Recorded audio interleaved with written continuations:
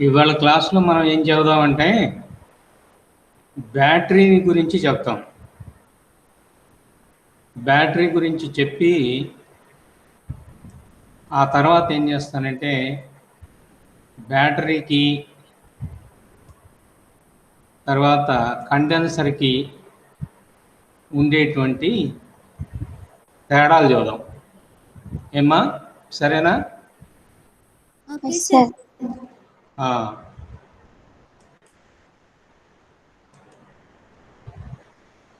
ఇక్కడ మీకు బ్యాటరీలో ఏం పార్ట్స్ ఉంటాయి, తర్వాత దాంట్లో వచ్చేటువంటి కెమికల్ ఈక్వేషన్ ఏమిటి, ఇవి రెండు చెప్పేసి మళ్ళీ మనం పాఠంలోకి వెళ్ళిపోదాం.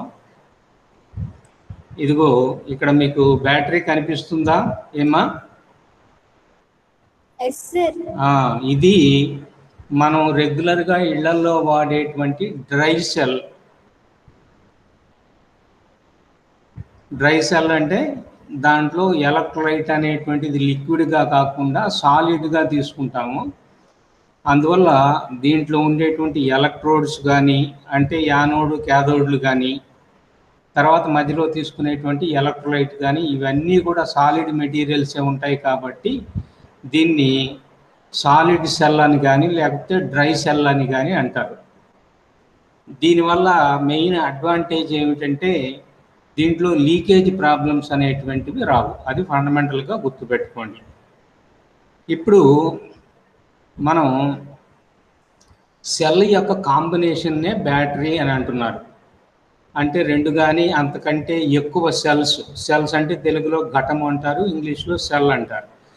వాటిని సిరీస్ కాంబినేషన్లో కానీ లేదా ప్యారలల్ కాంబినేషన్లో కానీ కలిపినట్లయితే దానిని బ్యాటరీ. కాబట్టి సెల్ అనేటువంటిది సింగులర్ నెంబరు, బ్యాటరీ అనేటువంటిది ప్లూరల్ నెంబరు. అంటే కొన్ని సెల్స్ కలిస్తే ఒక బ్యాటరీ అవుతుందన్నమాట.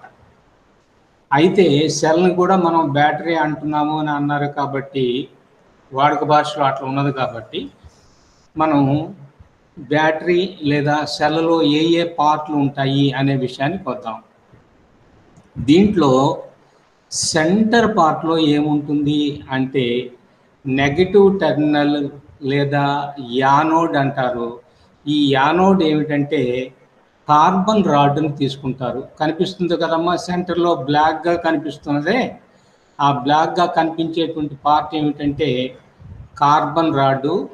అవునా? ఇది క్యాథోడ్ కింద పనిచేస్తుంది. అవునా ఏమ్మా? క్యాథోడ్ అంటే పాజిటివ్ టెర్మినల్ కదా, ఇది పాజిటివ్ టెర్మినల్, ఇది ఒక ఎలక్ట్రోడ్ అన్నమాట. తర్వాత దీని చుట్టూ ఏం చేస్తారంటే మ్యాంగనీస్ డయాక్సైడ్ అనేటువంటి మెటీరియల్ ఉంటుంది. ఈ బ్లూ కలర్లో కనిపిస్తుంది కదా, బ్లూనా వైలెట్నా? ఇది కార్బన్ రాడ్ ఆనుకొని చుట్టూ ఉన్నది వైలెట్ ఏనమ్మా?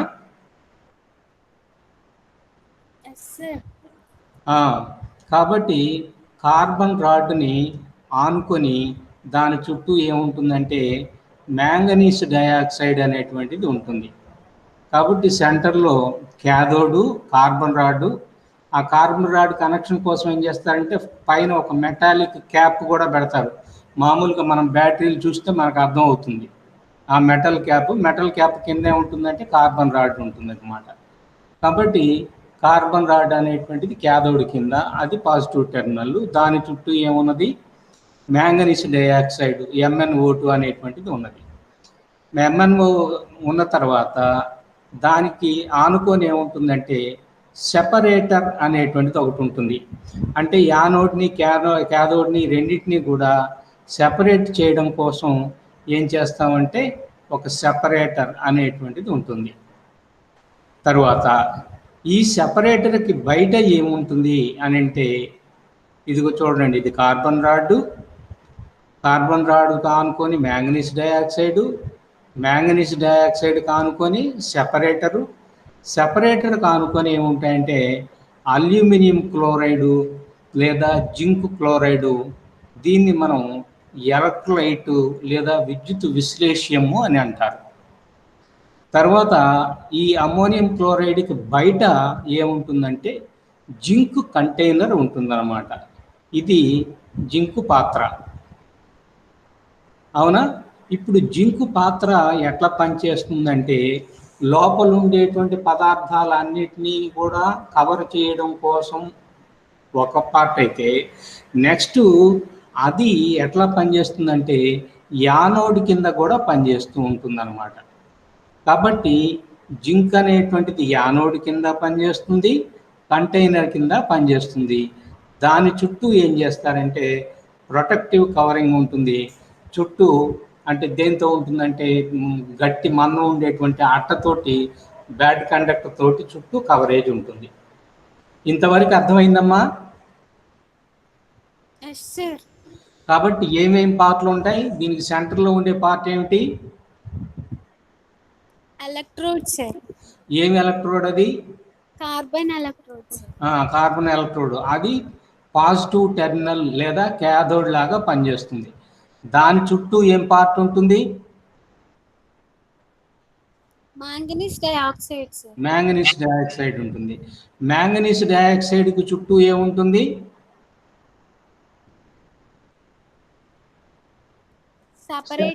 సెపరేటర్ ఉంటుంది.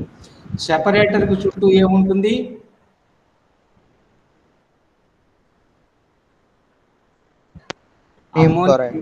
అమ్మోనియం క్లోరైడ్ ఉంటుంది. అమ్మోనియం క్లోరైడ్కి బయట ఏముంటుంది?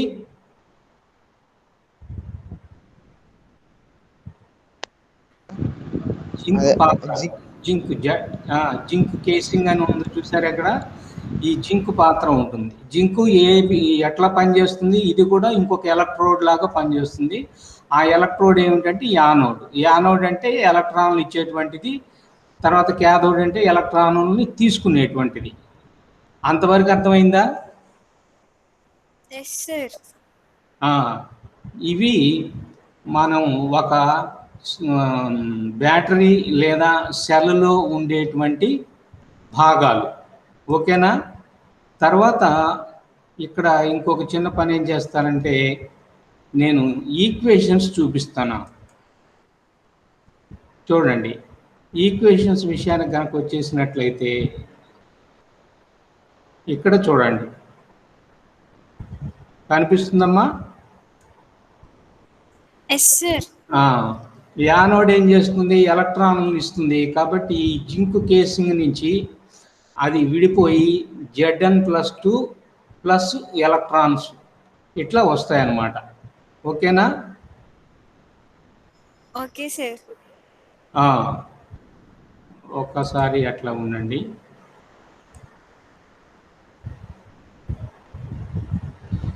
ఈ ఎలక్ట్రాన్స్ దేంతో కలిసినాయి?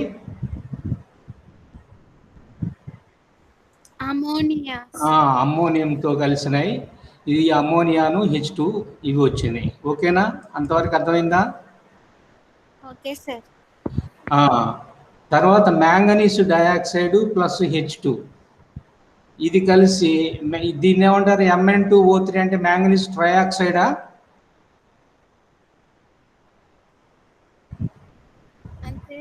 సౌజన్య చెప్పాలి, నువ్వే చెప్పాలి, నాకు ఐడియా లేదు. అంతే అనుకోండి సార్. పోనీ నేను మ్యాంగనీస్ ట్రయాక్సైడ్ అనే అంటున్నాను. ఒకవేళ తప్పైతే మీరు సవరించుకోవాలి. మళ్ళీ నెక్స్ట్ క్లాస్లో చెప్తాను. ఓకేనా? Plus H2O. ఈ మన బ్రాకెట్లో పెట్టినటువంటివన్నీ కూడా సాలిడ్, గ్యాసు, లిక్విడ్ అని బ్రాకెట్లో పెట్టారు. ఓకేనా? Okay sir. తర్వాత ఇక్కడ చూడండి, అమోనియం ప్లస్ తర్వాత మ్యాంగనీస్ డయాక్సైడ్ ప్లస్ ఎలక్ట్రాన్స్, తర్వాత ఇక్కడ వచ్చింది మ్యాంగనీస్ ట్రయాక్సైడ్, అమోనియా, 2H2O అనేటువంటిది. ఓకేనా? ఇప్పుడు టోటల్ రియాక్షన్ వచ్చేసి ఇదిగో, ఇది టోటల్ రియాక్షన్. అవునా? ఓకేనమ్మా? Zinc, manganese dioxide, ammonium, this gives Mn2O3 plus H2O plus Zn2 plus ammonia. ఇవి మనకున్నటువంటి కెమికల్ రియాక్షన్స్. ఆ ముందు చెప్పినటువంటిదేమో ఏమిటది, దీంట్లో ఉండేటువంటి పార్ట్స్. అంతవరకు అర్థమైందా? Yes sir. ఇప్పుడు యాక్చువల్ దీంట్లోకి వెళ్దాం మనం. ఇప్పుడు అది కనిపించకుండా పోయిందా? Yes sir.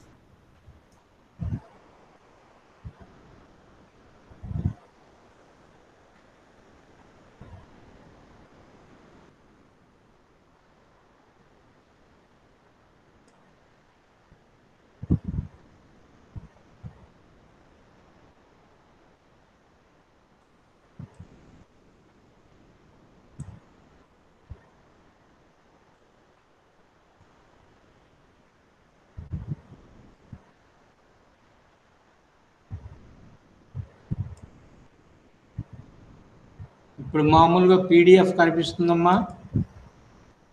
కనిపిస్తుంది సార్.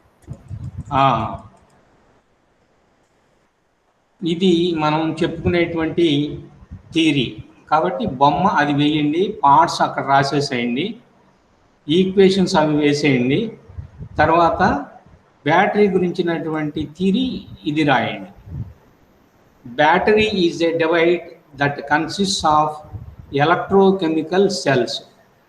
బ్యాటరీ అనేటువంటిది ఇందాక నేను చెప్పాను, అది ఫ్లోరల్ సెన్స్లో తీసుకోవాలి. దీంట్లో ఏముంటాయి, బ్యాటరీ అనేటువంటి దాంట్లో సెల్స్ ఉంటాయి. ఇందాక చెప్పిన బొమ్మ కూడా సెల్లే. ఏం సెల్ ఇవి? Electrochemical cell. ఎలక్ట్రోకెమికల్ సెల్ ఏం చేస్తుంది అంటే that converts stored chemical energy into electrical energy. కాబట్టి ఈ సెల్ అని కానీ లేదా బ్యాటరీ అనేటువంటిది కానీ ఏం చేస్తుందంటే కెమికల్ ఎనర్జీని స్టోర్ చేసుకొని ఉంటుంది. అది ఆ కెమికల్ ఎనర్జీని ఎలక్ట్రికల్ ఎనర్జీగా కన్వర్ట్ చేస్తుంది. ఏమ్మా, ఈ పార్ట్ అర్థమైందా? ఈ పాయింట్? Yes sir. కాబట్టి ఇది ఏం చేస్తుంది, ఏ ఎనర్జీని స్టోర్ చేసుకొని ఉంటుంది? Chemical energy sir. ఎనర్జీని స్టోర్ చేసుకొని ఉంటుంది. దీన్ని మనం ఎక్స్టర్నల్ సర్క్యూట్లో కనెక్ట్ చేసినప్పుడు ఏం చేస్తుందంటే chemical energy is converted into electrical energy. Electrical energy అంటే యానోడ్ దగ్గర నుంచి ఎలక్ట్రాన్లు కనుక సప్లై చేసినట్లయితే అది ఎలక్ట్రికల్ ఎనర్జీ లేదా కరెంట్ ఫ్లో అని అంటారు. అవునా? మామూలుగా ఈ ఈ బ్యాటరీలను ఏమంటారంటే వోల్టాయిక్ బ్యాటరీస్ అని అంటారు. The first battery was created by using copper and zinc rings. అంటే ఫస్ట్లో అంటే జనరేషన్స్లో చేంజ్ అవుతూ వచ్చింది కదా. ఫస్ట్ ఏం చేశారంటే ఒక కంటైనర్ తీసుకొని ఆ కంటైనర్లో కొంత యాసిడ్ తీసుకుంటారు. ఏమో వినపడుతుంది కదా? కంటైనర్లో ఏం తీసుకుంటారు? Acid sir. యాసిడ్. ఆ యాసిడ్ని ఏమంటారంటే ఎలక్ట్రోలైట్ అంటారు. ఆ ఎలక్ట్రోలైట్లో ఏం చేస్తారు, 2 ఎలక్ట్రోడ్లు పెడతారు కదా, ఒకటి యానోడ్ ఇంకోటి క్యాథోడ్ కదా. ఏమ్మా? Yes sir.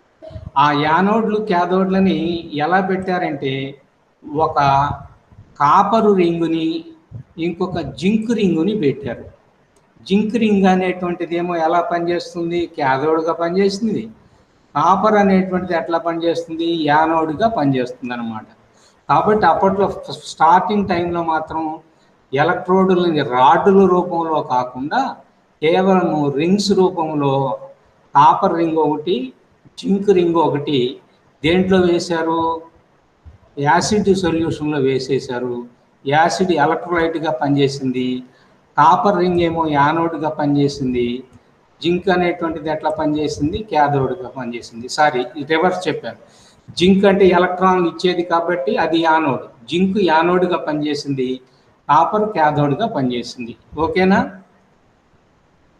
Okay sir. The battery consists of 2 electrodes, namely cathode and anode. In a battery, the positive electrode is called cathode and negative electrode is called anode. ఇది మనం ఇంతకుముందు చాలాసార్లు చెప్పుకున్నాం కదా.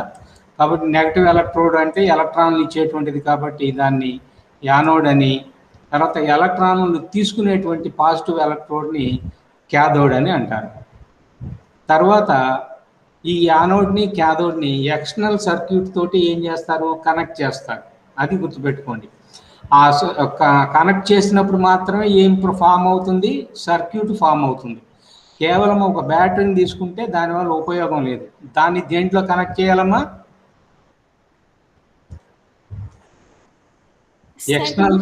ఎక్స్టర్నల్ సర్క్యూట్కి కనెక్ట్ చేయాలి. అప్పుడు అది సర్క్యూట్ని ఫామ్ చేసి ఆ సర్క్యూట్కి ఏం సప్లై చేస్తుంది, కరెంటు సప్లై చేస్తుంది. ఇప్పుడు కరెంటు సప్లై చేయడం అంటే ఎలక్ట్రాన్స్ మూవ్ అవుతాయి. అవునా? ఎలక్ట్రాన్స్ ఎక్కడి నుంచి ఎక్కడికి మూవ్ అవుతాయి చెప్పండి. యానోడ్ నుంచి ఎక్కడికి వెళ్ళిపోతాయి, ఎక్స్టర్నల్ సర్క్యూట్ ద్వారా ప్రయాణం చేసి క్యాథోడ్కి వెళ్తాయి. అప్పుడు కరెంట్ ఎక్కడి నుంచి ఎక్కడికి వచ్చింది అంటారు,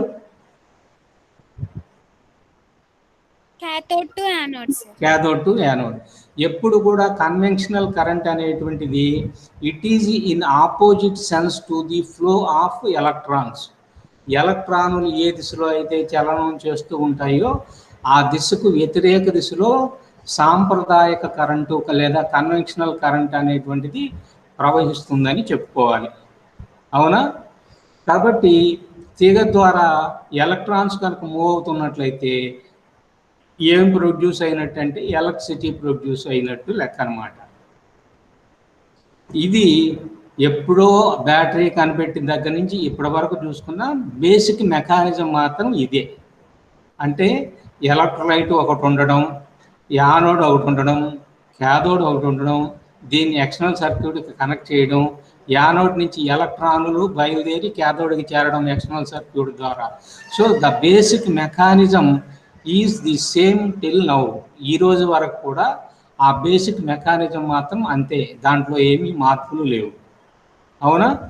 తర్వాత ఇందాక నేను ఒక బొమ్మ చూపించాను, చూసారా ఏమ్మా? ఏం సెల్ అది?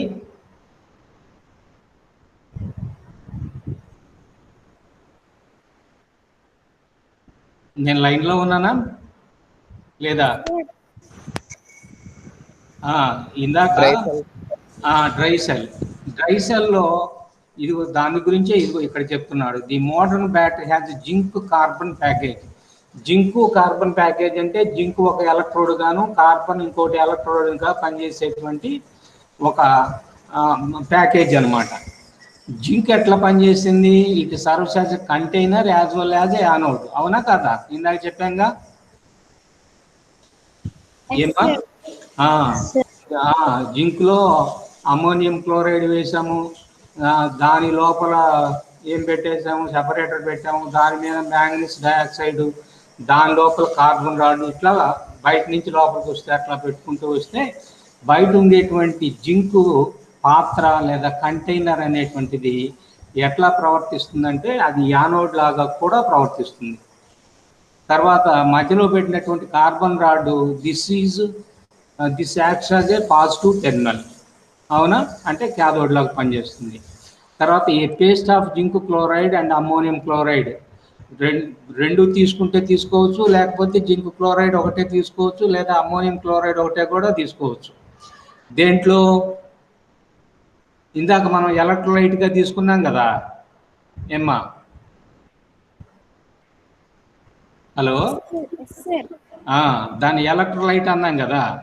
ఆ ఎలక్ట్రోలైట్గా జింకు క్లోరైడ్ అయినా తీసుకోవచ్చు, అమ్మోనియం క్లోరైడ్ అయినా తీసుకోవచ్చు, లేదా రెండింటి యొక్క కాంబినేషన్ అయినా తీసుకోవచ్చు. ఈ మొత్తాన్ని కలిపి ఏం చేస్తారంటే ఒక పేస్ట్ లాగా చేస్తారు. ఓకేనా? పేస్ట్ చేసి దాన్ని బాగా డ్రై అయ్యేటట్టు చేస్తారు. అప్పుడు అది డ్రై బ్యాటరీ అవుతుంది. పేస్ట్ అట్నే కనుక ఉన్నట్లయితే ఏమవుతుంది, అది లీకేజ్ అయిపోతుంటుంది అనమాట. అవునా? తర్వాత the electrons that move from anode and are collected by the carbon అనేటువంటిది క్యాథోడ్ కాబట్టి ఎలక్ట్రాన్స్ అనేటువంటివి యానోడ్ దగ్గర నుంచి బయలుదేరి క్యాథోడ్కి చేరతాయి. అవునా? తర్వాత మళ్ళీ ఇందాక చెప్పిన పాయింటే, ఇందాక మనం అంటే మెటీరియల్లో చెప్పలేదు, నేను విడిగా చెప్పాను. A battery is a combination of 2 or more cells connected in series or parallel. అవునా? రెండు కానీ అంతకంటే ఎక్కువ సెల్స్ని తీసుకొని దాన్ని సిరీస్లో కానీ లేదా ప్యారలల్ కానీ కనెక్ట్ చేసినట్లయితే, సంధానం చేసినట్లయితే దానిని ఏమంటారు అంటే బ్యాటరీ అని అంటారు. ఓకేనా? తర్వాత ఇక్కడ ఒక చిన్న విషయం మీరు గుర్తుపెట్టుకోవాలి. ఇప్పుడు బ్యాటరీలని సిరీస్లో కనెక్ట్ చేస్తున్నట్లయితే అప్పుడు సపోజ్ ఒక బ్యాటరీకి 1.5 వోల్ట్స్ ఉన్నదనుకోమ్మా వోల్టేజ్. ఒక బ్యాటరీకి వోల్టేజ్ ఎంత? 5 volts. 1.5. 1. మామూలు మన ఇళ్లలో వాడేటువంటి ఏ బ్యాటరీ తీసుకున్నా కూడా 2A బ్యాటరీ తీసుకున్నా, డి బ్యాటరీ తీసుకున్నా, సి బ్యాటరీ తీసుకున్నా వీటన్నిటి కూడా వోల్టేజ్ 1.5. ఓకేనా? అది పెద్ద బ్యాటరీ అయితే ఎక్కువ కాలం రావచ్చు, కానీ వోల్టేజ్ మాత్రం 1.5 ఉంటుంది. ఇప్పుడు ఆ బ్యాటరీని ఒకదాని తర్వాత ఒకటి అంటే positive to negative, positive to negative అట్లా కనుక కనెక్ట్ చేసుకుంటూ వస్తే 4 బ్యాటరీలు కనుక సిరీస్లో కనుక కనెక్ట్ చేసినట్లయితే ఏమవుతుంది?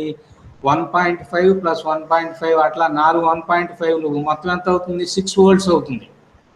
కాబట్టి వోల్టేజ్ని పెంచాలనుకున్నట్లయితే బ్యాటరీని ఎట్లా కనెక్ట్ చేస్తాం? సిరీస్లో కనెక్ట్ చేయాలి. అంటే వోల్టేజ్ పెరిగినప్పుడు కొద్దిపాటి కరెంటు కూడా పెరుగుతుంది, నేను కాదనట్లేదు. కానీ ప్యారలల్గా కనెక్ట్ చేస్తేనట్లయితే మాత్రం 1.5 వోల్ట్స్ని అంటే అన్ని నెగటివ్లు ఒక టెర్మినల్ దగ్గర, అన్ని పాజిటివ్ని ఒక టెర్మినల్గా కనెక్ట్ చేసినట్లయితే దాన్ని ప్యారలల్ అంటారు. అట్లా ప్యారలల్గా కనెక్ట్ చేసినట్లయితే వోల్టేజ్ పెరగదు, కానీ కరెంటు పెరుగుతుంది. అంటే ఒక బ్యాటరీ 0.5 మిల్లీ ఆంపియర్స్ ఇచ్చింది అనుకో, అట్లా 4 బ్యాటరీలు కనుక 4.5లో అయితే 2 మిల్లీ ఆంపియర్స్ కరెంట్ వస్తుంది. కాబట్టి కరెంటుని ఇవి పెంచుకొని వోల్టేజ్ని పెరగకుండా ఉండాలైతే ప్యారలల్ కాంబినేషన్, వోల్టేజ్ని మాత్రం పెంచుకోవాలనుకున్నట్లయితే సిరీస్ కాంబినేషన్. గుర్తుంటుందా మీకు? కాబట్టి కరెంటు పెంచాలనుకున్నప్పుడు ప్యారలల్గా కనెక్ట్ చేసుకోవాలి. వోల్టేజ్ అంతే ఉంటుంది. ఒక బ్యాటరీకి ఎంత ఉంటుందో 4ని ప్యారలల్గా కనెక్ట్ చేసినా కూడా వోల్టేజ్ అంతే ఉంటుంది. కానీ సిరీస్లో కనెక్ట్ చేసినప్పుడు ఏమవుతుంది? 4 1.5 కలిపి 6 ఎట్లా అయిందో అట్లా ఎన్ని బ్యాటరీలు కలిపితే అన్ని యాడ్ చేసుకోవడమే. ఓకేనా? తర్వాత ఇప్పుడు ఈ బ్యాటరీ దగ్గర ఎంత ఎనర్జీ ఉంది, ఇది ఎంత ఎనర్జీని సప్లై చేస్తుంది, ఆ ఎనర్జీని నేను యు అనుకున్నట్లయితే you is equal to EIT. E అంటే electromotive force of the cell అంటారు. ఈ అంటే ఏమిటి? Electromotive force. తెలుగులో విద్యుత్ చాలక బలము అని అంటారు. ఎలక్ట్రోమోటివ్ ఫోర్స్ అనేటువంటిది ఫోర్స్ కాదు, it is the work done. అది గుర్తుపెట్టుకోవాలి. ఓకేనా ఏమ్మా? కాబట్టి ఎలక్ట్రోమోటివ్ ఫోర్స్ ఏది కాదు? ఫోర్స్ కాదు, ఇట్ ఈస్ ది ఎనర్జీ. ఓకేనా? Or it is the work done. అంటే ఎలక్ట్రోమోటివ్ ఫోర్స్ అంటే సర్క్యూట్లో 1 ఆంపియర్ కరెంటుని పంపించడానికి ఎంత వోల్టేజీ లేదా ఎంత శక్తి అవసరం అవుతుందో దాన్ని ఎలక్ట్రోమోటివ్ ఫోర్స్ అంటారు. ఓకేనా? తర్వాత ఇంటూ ఐ. ఐ అంటే కరెంటు. సర్క్యూట్లో ఎంత కరెంట్ వెళ్తుంటే ఆ కరెంటు వేసుకోవాలి. తర్వాత into T, time of flow of current. కాబట్టి బ్యాటరీ సప్లై చేసినటువంటి ఎనర్జీ ఎంత అనే విషయాన్ని కనుక వచ్చేసినట్లయితే U is equal to EIT. ఈ పాయింట్ అర్థమవుతుందమ్మా?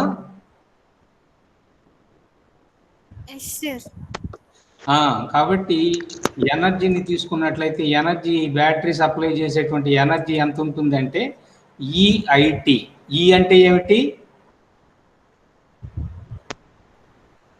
Electromotive force. ఐ అంటే కరెంట్ సార్. కరెంట్. టీ అంటే టైం సార్. టైం అంటే ఎంతసేపు కరెంటుని పంపించామో అంత అనమాట. ఎక్కువ టైం పంపిస్తే ఎక్కువ ఎనర్జీ, తక్కువ టైం పడితే తక్కువ ఎనర్జీ. దీన్నే మనం జనరల్గా ఎట్లా చేస్తామంటే V into I into T is equal to energy అని కూడా రాసుకుంటుంటారు. అవునా? అక్కడ అయితే వికి ఈకి కొద్దిపాటి తేడా ఉంది. ఓపెన్ సర్క్యూట్ వోల్టేజ్ని ఈఎంఎఫ్ అంటారు, క్లోజ్డ్ సర్క్యూట్ వోల్టేజ్ని అయితే వోల్టేజ్ అంటారు. అది ఫండమెంటల్గా డిఫరెన్సు. ఈఎంఎఫ్ కంటే వోల్టేజ్ వి అనేటువంటిది కొద్దిగా తక్కువ ఉంటుంది. ఈ పాయింట్ మీకు అర్థమవుతుందా ఏమ్మా? Yes, sir. ఈఎంఎఫ్ అనేటువంటిది ఏ వోల్టేజీ? Open circuit voltage. అంటే బ్యాటరీ దగ్గర నుంచి నువ్వు కరెంటు డ్రా చేయకుండా ఉన్నప్పుడు దాని వోల్టేజ్ని మెజర్ చేసినట్టయితే, డ్రా చేయకుండా దానిని ఈఎంఎఫ్ అంటారు. బ్యాటరీ నుంచి కరెంటు డ్రా చేస్తూ అంటే అది సర్క్యూట్లో క్లోజ్ అయ్యింది, అంటే క్లోజ్డ్ సర్క్యూట్ వోల్టేజ్ అనమాట. దానిని వోల్టేజ్ అంటారు. దానిని వి చేత సూచిస్తారు. ఓకేనా? ఈ కంటే వి వాల్యూ కొంచెం స్లైట్గా తక్కువ ఉంటుంది. ఎందువల్లంటే కరెంటును మనం డ్రా చేస్తున్నప్పుడు వోల్టేజ్ కొంత ఏమవుతుంది? డ్రాప్ అవుతుంది. ఓకేనా? అంతవరకు ఏమ్మా? Okay, sir. తర్వాత టైప్స్ ఆఫ్ బ్యాటరీస్. ఇది మళ్ళీ నేను చెప్పాల్సిన అవసరం లేదు. ఈ బ్యాటరీలు అన్నీ కూడా విడివిడిగా మీరు చదివారు. Alkaline batteries, lead acid batteries, lithium batteries, lithium ion batteries, nickel cadmium batteries, zinc carbon batteries, ఇవన్నీ కూడా డిఫరెంట్ టైప్స్ ఆఫ్ బ్యాటరీస్. ఓకేనా? Okay, sir. తర్వాత వీటి యూజెస్, ఏ బ్యాటరీలను ఎక్కడెక్కడ వాడుతుంటారు జనరల్గా అంటే వెట్ సెల్ అనేటువంటిది వెట్ సెల్ అంటే ఏంటి చెప్పండి? డ్రై సెల్కి వెట్ సెల్కి తేడా ఏముంది? ఎలక్ట్రోలైట్లో తేడా. ఎలక్ట్రోలైట్లో తేడా ఉంది. వెట్ సెల్లో ఏమిటంటే ఎలక్ట్రోలైట్ లిక్విడ్ రూపంలో ఉంటుంది, ఏదో ఒక యాసిడ్ అట్లా తీసుకుంటాం అన్నమాట. కానీ డ్రై సెల్స్లో మాత్రం ఎలక్ట్రోలైట్ కూడా ఎలా ఉంటుంది? సాలిడ్ లాగానో లేకపోతే జెల్లీ లాగానో ఉంటుంది. ఓకేనా ఏమ్మా? Okay sir. ఇప్పుడు వెట్ సెల్స్ కనుక తీసుకున్నట్లయితే వాటి ఎగ్జాంపుల్ కింద లెడ్ యాసిడ్ బ్యాటరీస్, వాటిని ఈ పవర్ వెహికల్స్లో ఉపయోగిస్తుంటారు. Also used in industries. అంటే అవి ఒక చోట నుంచి ఇంకో చోటకి కదిపేటువంటి ప్రసక్తి ఉండదు కదా ఇండస్ట్రీస్లో. అట్లనే వెహికల్స్లో కూడా ఒక చోట ఫిక్స్ చేసేస్తారు కాబట్టి ఇబ్బంది ఉండదు. అందువల్ల వెట్ సెల్స్ ఆ ప్రదేశాల్లో వాడుకోవచ్చు. తర్వాత డ్రై సెల్స్. ఈ డ్రై సెల్స్ని మళ్ళీ ఏం చేశాడంటే రెండు రకాలుగా చేశాడు. Non rechargeable, rechargeable. Non rechargeable అంటే ఏ బ్యాటరీస్ చెప్పండి?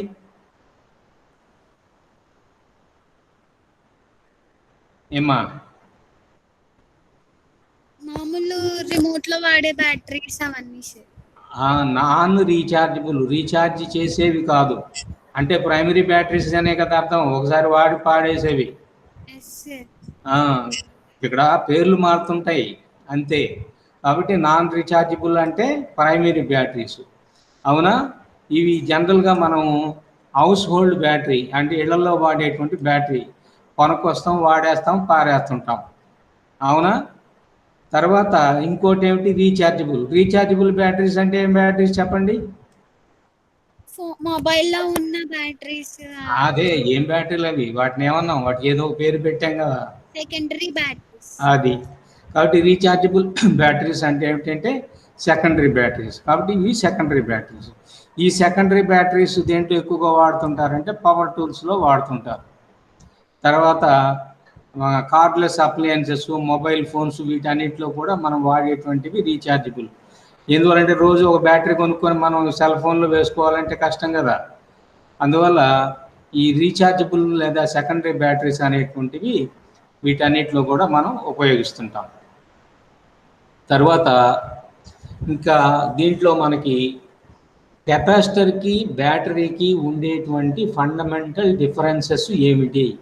దీన్ని నేను ఒక చిన్న టేబులర్ రూపంలో ఇచ్చాను. ఒక్కొక్క పాయింట్ చెప్తూ ఉంటాను. కెపాసిటర్లో ఎనర్జీ ఏ రూపంలో నిల్వ ఉంటుందమ్మా?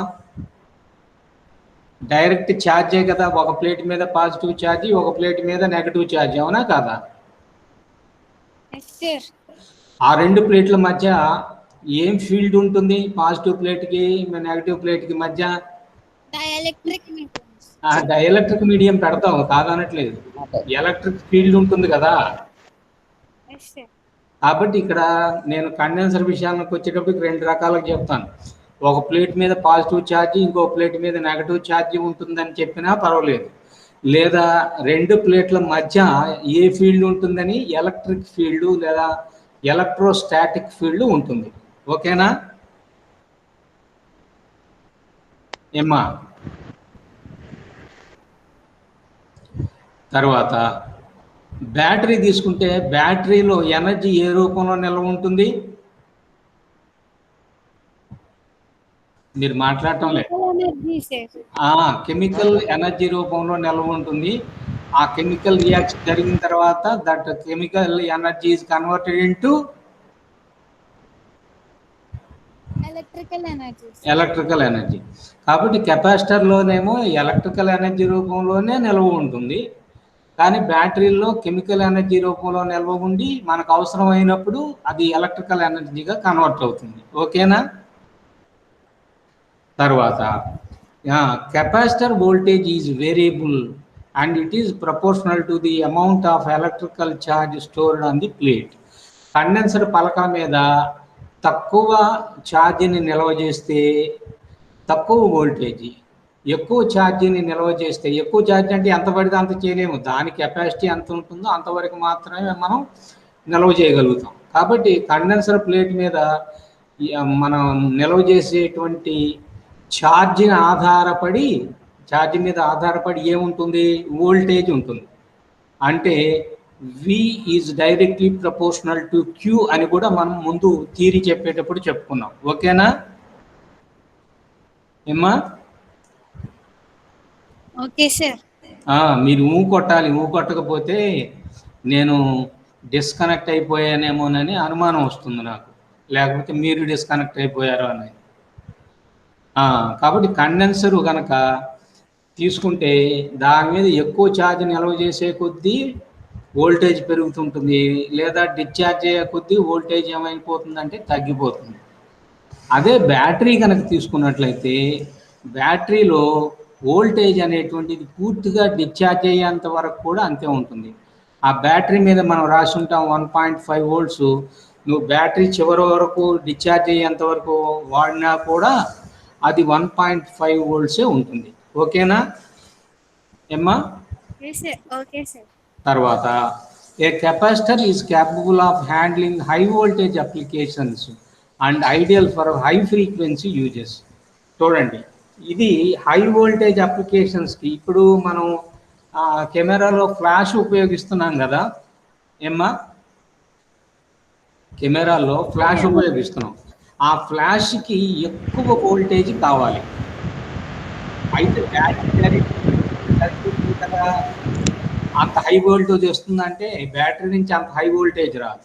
అందువల్ల ఏం చేస్తారు? ఆ బ్యాటరీ నుంచి కండెన్సర్ని ఛార్జ్ చేసి హై వోల్టేజ్ని క్రియేట్ చేసి ఆ హై వోల్టేజ్ని ఒక్కసారిగా డిశ్చార్జ్ అయ్యేటట్టు చేస్తారు.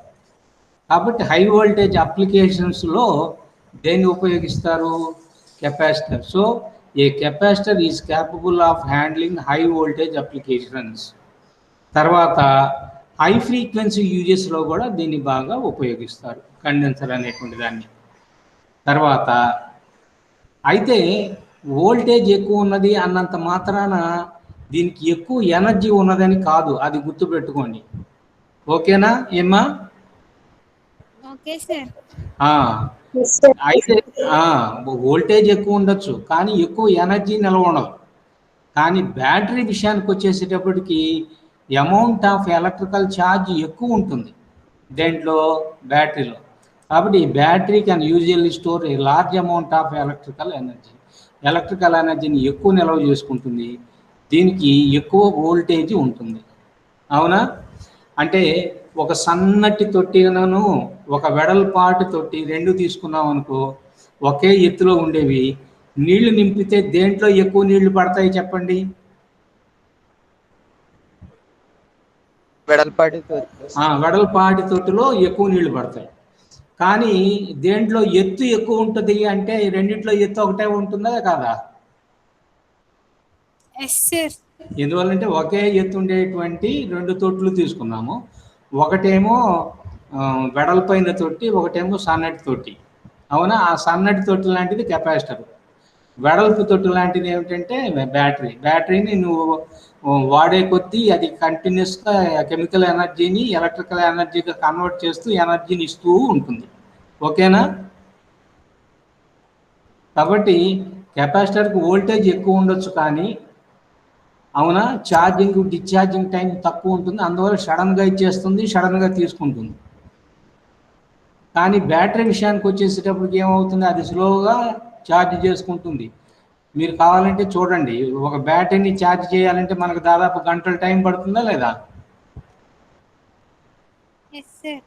కండెన్సర్ పట్టుకోవడానికి ఫ్రాక్షన్ ఆఫ్ ఎ సెకండ్, ఊరికి అట్లా పెట్టడంతో ఛార్జ్ అయిపోతుంది, వెంటనే డిశ్చార్జ్ అయిపోతుంది. ఛార్జ్ కావడమే త్వరగా అయిపోతుంది, డిశ్చార్జ్ కావడం కూడా తొందరగా అవుతుంది. చూడు, ఈ 4వ పాయింట్లో చెప్పాం. The rate at which capacity is able to charge or discharge is usually faster. తొందరగా ఆవేశపూరితం అవుతుంది, తొందరగా ఆవేశరహితం అవుతుంది. ఛార్జింగ్ క్విక్గా అవుతుంది, డిశ్చార్జింగ్ కూడా క్విక్గా అవుతుంది. అదే బ్యాటరీ కనుక తీసుకున్నట్లయితే battery this gets delayed in case of battery due to the chemical reaction. Chemical reaction వల్ల అది ఎలక్ట్రికల్ ఎనర్జీని ఇచ్చేటప్పుడు ఆలస్యంగా ఇస్తుంది. ఒకవేళ మనం ఛార్జింగ్ చేస్తున్నాం అనుకున్నా కూడా ఛార్జింగ్ కూడా అది స్లోగానే ఇస్తుంది అన్నమాట. తర్వాత ఇక్కడ కండెన్సర్ విషయాలకు వచ్చేటప్పటికి చూడండి, పాజిటివ్ ప్లేటు, నెగటివ్ ప్లేటు, 2 ప్లేట్లు ఉన్నాయి, అంటే ప్లస్ మైనస్.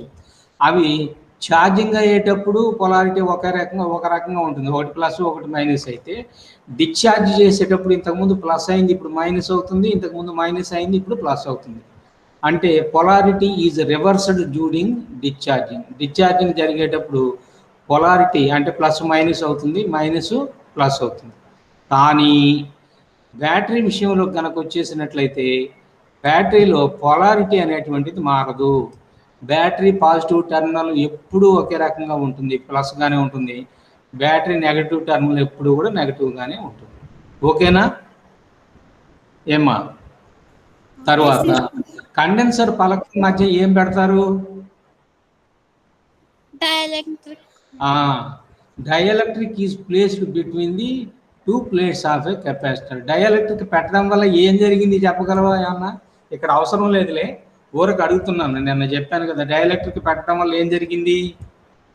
దాని నుంచి ఎలక్ట్రిసిటీని opposite direction electric field create అయిపోయి రిజల్టెంట్ ఎలక్ట్రిక్ ఫీల్డ్ తగ్గి వోల్టేజ్ కూడా తగ్గుతుంది. అందువల్ల ఎక్కువ వోల్టేజ్ని అది నిల్వ చేసుకోగలుగుతుంది అన్నమాట.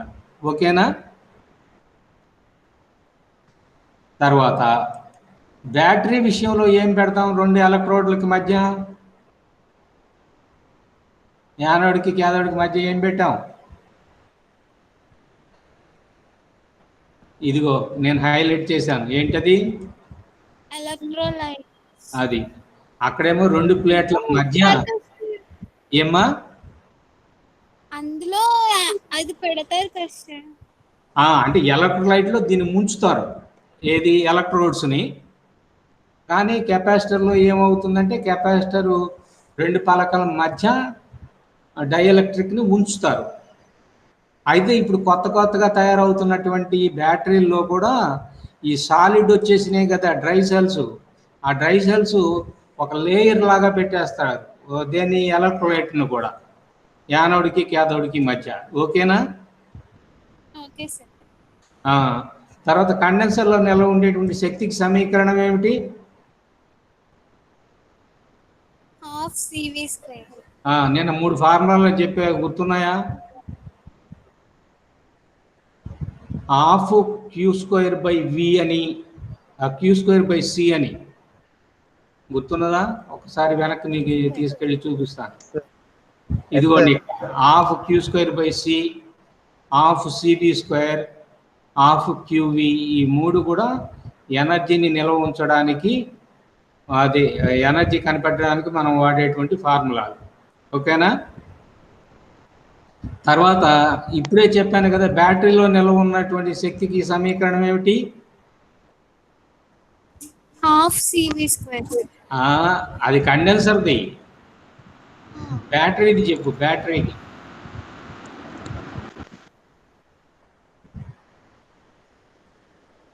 ఇదే కదా, ఏంటది? EIT sir. ఈఐటి అంటే ఏమిటో కూడా చెప్పాను. 2-3 సార్లు చెప్పినప్పుడు కూడా గుర్తుంచుకోకపోతే ఎలాగా? ఇది energy supplied by the battery U is equal to EIT. E అంటే ఈఎంఎఫ్, ఐ అంటే కరెంటు, టీ అంటే time of flow of current. ఓకేనా? చూడండి, ఇప్పుడు ఎనర్జీ స్టోర్డ్ అనేటువంటిది ఇక్కడ టైం మీద డిపెండ్ కాలేదు. Half CV square voltage, condenser capacity. ఇక్కడ ఎక్కువ టైం కనుక డ్రా చేస్తే ఎక్కువ ఎనర్జీ వస్తుంది అనమాట. ఓకేనా? ఈ 7 డిఫరెన్సెస్ కెపాసిటర్కి బ్యాటరీకి ఉండేటువంటి తేడాలు అనమాట, కంపారిజన్. తర్వాత నెక్స్ట్ క్లాస్కి మనం సూపర్ కెపాసిటర్ అనేటువంటి దాని గురించి చెప్పుకుందాం. అది నెక్స్ట్ మళ్ళీ బుధవారం అవుతుంది కదా. ఇవాళ మొదలు పెట్టినా కూడా సూపర్ కెపాసిటర్ అనేటువంటిది కాదు. సూపర్ కెపాసిటర్ అనేటువంటిది ఏమిటంటే ఎక్కువ ఎనర్జీని నిల్వ చేసుకోవడానికి వాడేటువంటిది అనమాట. ఇప్పుడు మనం చెబుతున్నటువంటి చాప్టర్ ఏమిటో గుర్తుందా?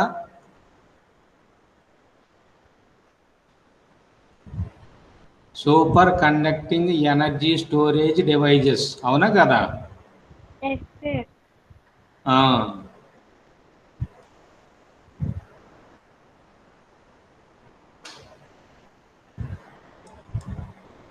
ఫాలో అవుతున్నట్లేనా మీరు?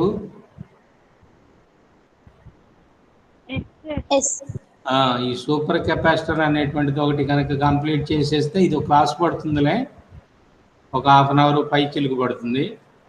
అడ్వాంటేజ్, డిసడ్వాంటేజెస్, అప్లికేషన్స్ ఇవన్నీ కనుక చేసేస్తే ఈ చాప్టర్ అయిపోతుంది. ఈ చాప్టర్ అయిపోయిన తర్వాత 4 చెప్పాలన్నా 5 చెప్పాలన్నా అనే అనుమానంగా ఉన్నది. అప్పుడు పరిస్థితిని బట్టి చెప్తాను. Okay sir. ఇంకెంతటితో ఆపేయినా?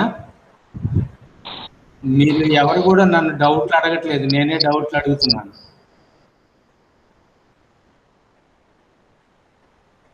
జ్యోతి వచ్చినట్లుందిగా?